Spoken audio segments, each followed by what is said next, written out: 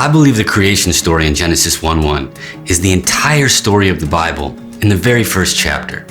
And just like the rest of the Bible that fleshes it out, its genius is how many layers can be packed into it in a small amount of space for all time, so that when you read it 10 times or 100 times or 1,000 times, you can always get something new.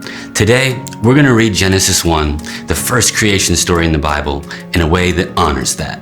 Oh, and while I don't believe the Bible or Genesis 1 is supposed to help us get scientific conclusions, the creation story does give a shout out to the laws of physics in a way that I think is really important. So here we go.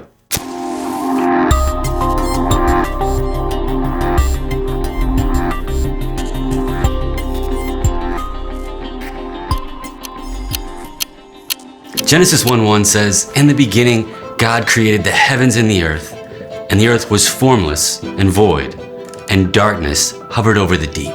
Let's stop for a second. What we have here is darkness and chaos.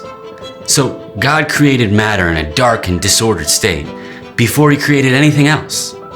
Let's let that sit in for a moment. Isaiah 45:7 says, "I form light and create the darkness. I make good and create bad." Why is God being so deliberate, putting this dark and chaos matter as the first thing in the entire Bible?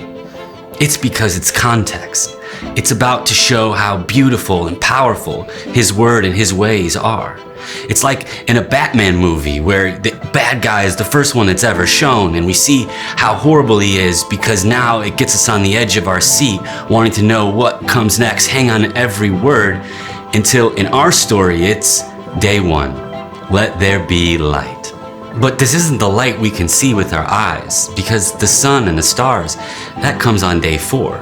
No, this is the very essence of life, the essence of Jesus, the Word of God, the software in creation that sustains all life eternally, no matter whatever it touches for all time. Which is why we see in John 1 in the New Testament, "In the beginning was the Word, and the Word was the light of men, and it shined into the darkness, and the darkness could not overpower it." So coming into day 2, we have this dark chaos matter, and God brings the second law of physics into place, space, where it says he creates this firmament, this dome that holds the sky and separates the waters below from the waters above.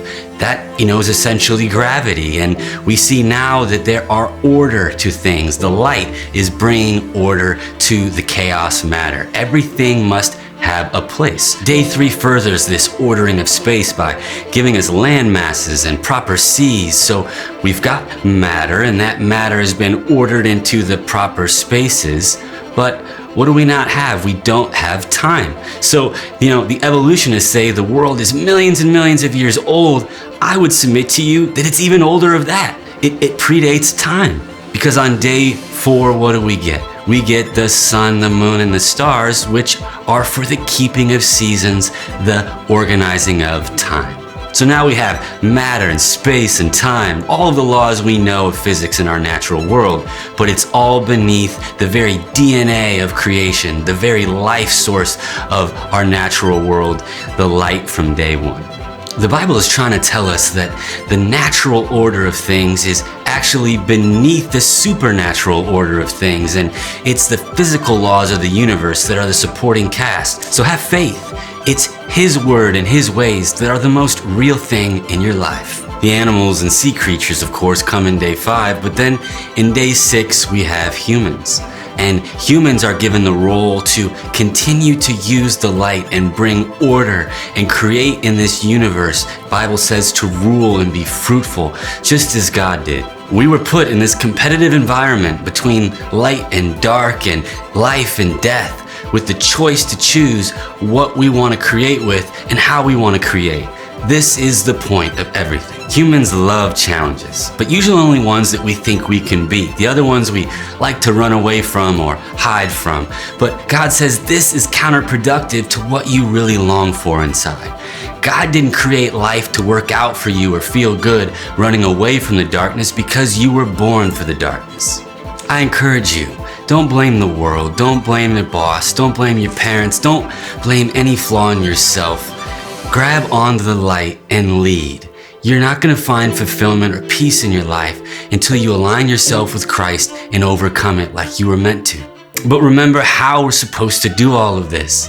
When Jesus was in custody, facing the most powerful empire in the world, he looked up at them and said, "If I was like you, I would be fighting with the things that you fight with, but we are not the same." He wasn't fighting with matter or space or time or anything of this world.